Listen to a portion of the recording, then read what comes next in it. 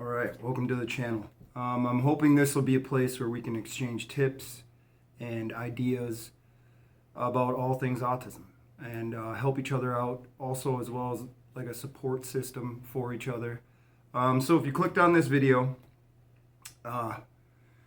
you're worried about your child having autism or wondering where to get started, or maybe somebody's in denial about signs of autism.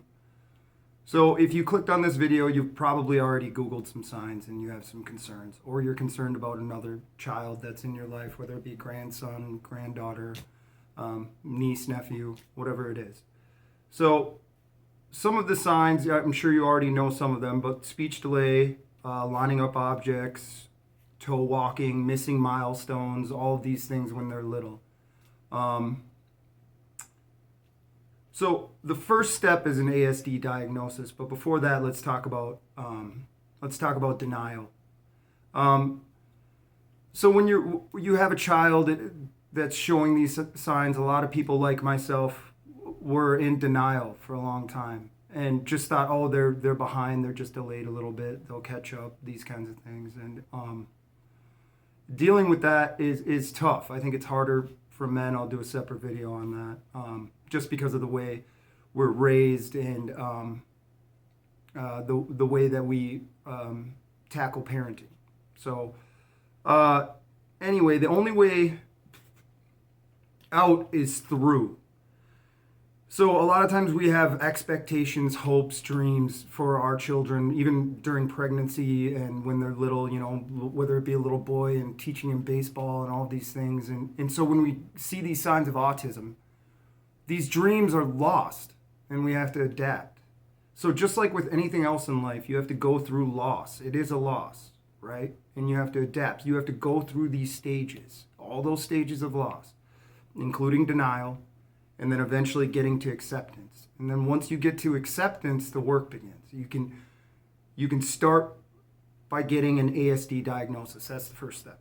So everything has to be referred through your doctor, your pediatrician.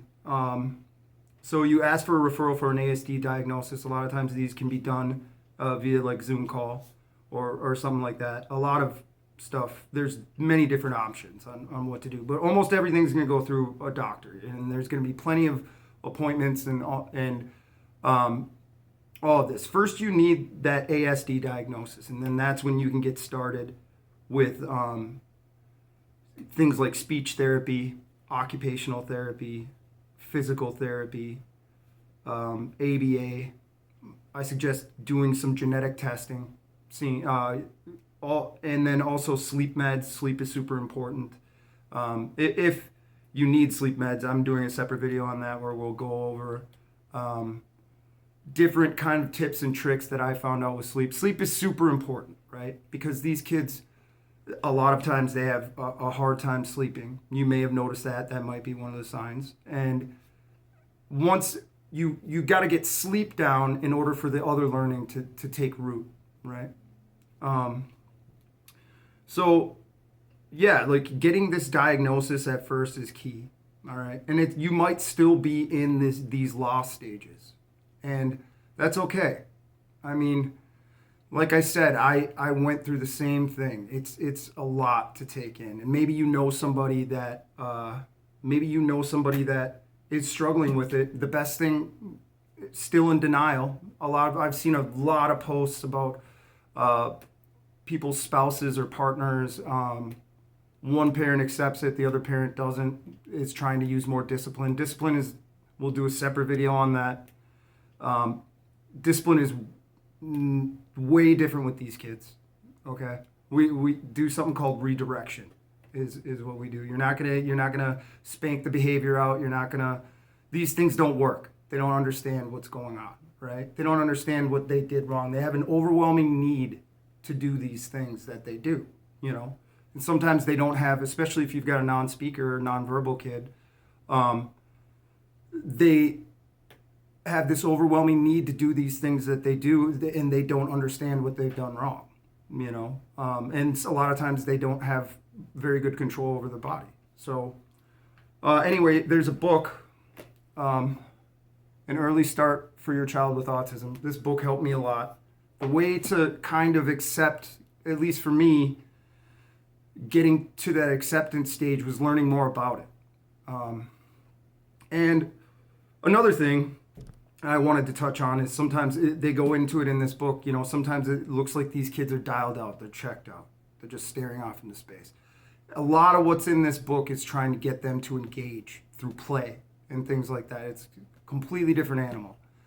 And once you start to see progress, once you start to see these kids engage and make progress, move forward, like the feeling is incredible.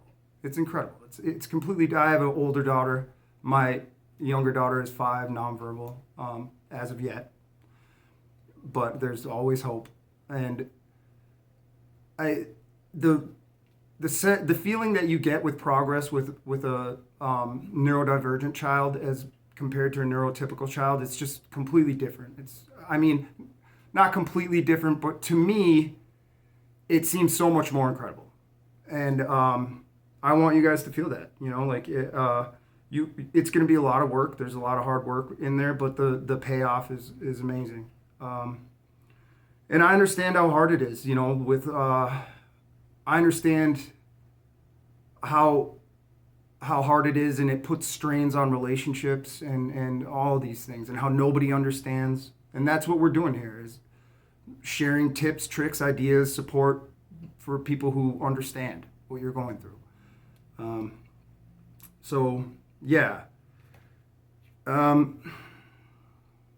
There's a little saying, it might be a little cliche, but I kind of imagine that before these kids were born, God, the universe, whatever you believe in, had this little soul and was looking down and was like, yeah, but who can we trust this soul with?